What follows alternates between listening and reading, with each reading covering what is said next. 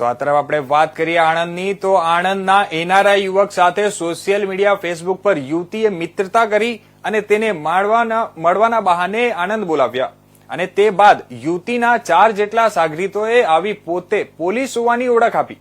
NRI યુવકને દુષ્કર્મ અને ડ્રગ્સના ગુનામાં સંડોવી દેવાની ધમકીઓ આપી યુવકને હની ટ્રેપમાં ફસાવી કેસ પતાવવા માટે 20 લાખની માંગણી કરતા હતા.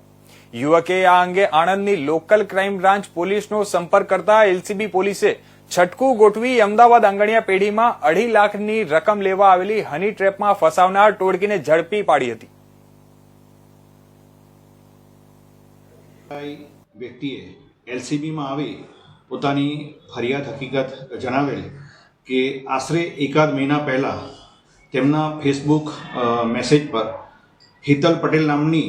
ફેસબુક આઈડી પરથી રિક્વેસ્ટ આવેલી હતી અને તેમને રિક્વેસ્ટ એક્સેપ્ટ કરતા તેમની સાથે વાતચીત થયેલી હતી. શરૂઆતમાં હાય હેલો ગુડ મોર્નિંગના સંબંધોથી ફ્રેન્ડશિપ થયેલી હતી. ત્યારબાદ આ એનઆરઆઈ આણંદ ખાતે આવેલે તે દરમિયાન આ જ ફેસબુક આઈડી પરથી હિતલ પટેલે પોતાનો મોબાઈલ નંબર સેન્ડ કરેલો હતો અને પરિચય કેળવી ગઈકાલે આ હિતલ પટેલ એનઆરઆઈને મળવું છે તેમ કહી નવા બસ સ્ટેન્ડ પાસે આવેલી હતી અને હિતલ પટેલ પોતાનું નામ કિંજલ પટેલ હોવાની હકીકત જણાવેલી હતી અને બંનેને ફરવા જવાનું કંઈ સામરખા સાઈડ ઉપર ફરવા ગયેલા અને ત્યાર પછી વેન્ડોર ચોકડી પાસે ઊભા હતા. તે દરમિયાન આ હિતલ પટેલ તથા કિંજલ પટેલ જે બંને એક જ નામ છે તે વ્યક્તિએ તે બેને ફોન કરી અને બોલાવેલા હતા. આનો ફોનનો સાંભળી એક સ્વિફ્ટ કાર જીજે સુરત પાસિંગની ગાડી સ્વિફ્ટ કાર GJ05 RV 8176માં 4 જેટલા અજાણ્યા ઈસમો આવેલા હતા અને તે પૈકી અમદાવાદ પોલીસમાં અજયભાઈ કરીને છે તેમ ઓળખાણ આપી તમારા વિરુદ્ધમાં ડ્રગ્સનો કેસ કરવામાં આવશે, તમે આ બેન સાથે બળાત્કાર કર્યો છે,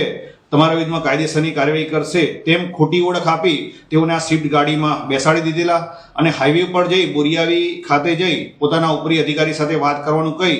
જો 20 લાખ રૂપિયા આપવામાં નહીં આવે તો તમારા વિરુદ્ધમાં બળાત્કાર તથા ડ્રગ્સનો કેસ કરવામાં આવશે તેમ ધાક ધમકી આપી તેમની પાસેથી 7,500 રૂપિયા પડાવી લીધેલા હતા. તેમજ બીજા પૈસાની સગવડ કરવા માટે આવતીકાલનો સમય આપેલો હતો, 1 દિવસનો સમય આપેલો હતો અને તેમને ફરીથી વેન્ડોર ચોકડી ખાતે ઉતારી અને આ હિતલ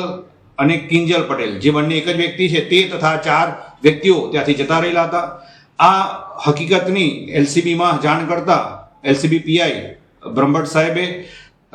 એલસીબીની અલગ અલગ ટીમો બનાવેલી હતી અને તારીખ 4/2/2025ના રોજ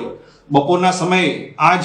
ટોળકીના સભ્યોએ ફોન કરી ₹5 લાખની માંગણી કરતા અને આ રૂપિયા અમદાવાદ બાપુનગર ખાતેની આંગણિયા પેઢીમાં જમા કરાવવાનું જણાવતા આ બાબતે ટ્રેપ ગોઠવી આણંદ એલસીબીની એક ટીમ બાપુનગર આંગણિયા પેઢી ખાતે મોકલી આપેલ અને ફરિયાદી અને એલસીબીના પીઆઈ બ્રહ્મભટ્ટ સાહેબ સાથે રહી અને કોમ્યુનિકેશન કરવાનું સૂચના આપેલી, જેના ભાગરૂપે આરોપીઓને બાપુનગરના આંગણિયા પેઢી ખાતે પૈસા મળી ગયેલા છે તેમ જણાવતા આ 4 ઈસમો પૈસા લેવા માટે અમદાવાદ બાપુનગર જતા બાપુનગર આંગણિયા પેઢી ખાતે એલસીબીની ટીમ જે વોચમાં હતી તેઓએ આ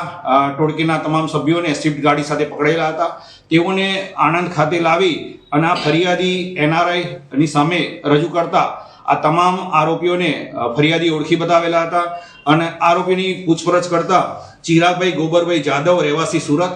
હર્ષદભાઈ નારણભાઈ જાદવ રહેવાસી સુરત, કિંજલ પટેલ તથા જે હેતલ પટેલનું નામ આપી એને ખોટી આઈડી ઊભી કરેલી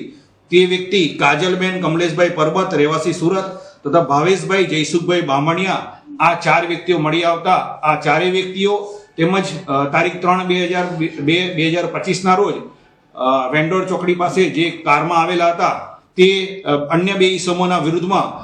આણંદ ટાઉન પોલીસ સ્ટેશનમાં હની ટ્રેપનો બળજબરીથી પૈસા કઢાવી લેવાનો તેમજ પોલીસનો ખોટો નામ આપી અને ગુનાહિત કાવતરું રચેલું છે તે મુજબના ગુનાઓ રજીસ્ટર કરી અને કાયદેસરની કાર્યવાહી કરવામાં આવેલી છે. આરોપી ચિરાગભાઈ ગોબરભાઈ જાદવ આ અગાઉ સને 2024ના વર્ષમાં અમદાવાદ શહેરમાં બળજબરીથી પડાવી લેવાના ગુનામાં તેમજ સુરત શહેરના વરાછા પોલીસ સ્ટેશનમાં સરી સંબંધી ગુનામાં પકડાયેલ.